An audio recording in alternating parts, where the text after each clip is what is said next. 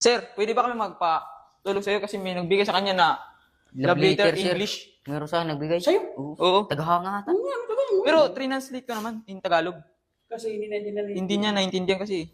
Pwede ka bang makinig kung tama ba? Oh, wala problema. Tama ba? Simulan ko na, sir, ha? Oh, sige. Kasi simulan ko Dear na. Kevin, Mahal kong Kevin, the first time I saw your picture, nang una kong lagariin ang iyong larawan, di ka parang mali, sir, ha?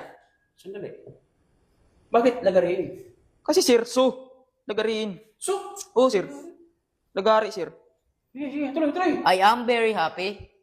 Ay sobra kong saya, That's why I collected all your picture.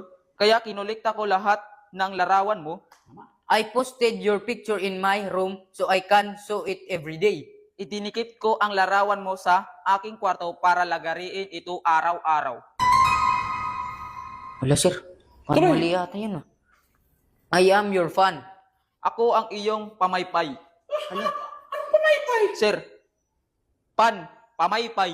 Yung fan na ganyan? Oo, sir, pan. Wala.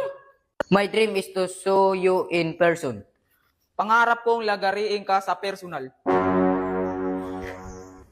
Take care of yourself Mag-ingat ka because I will show you soon.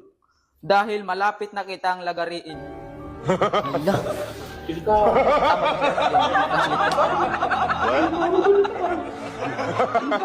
delikado kasi.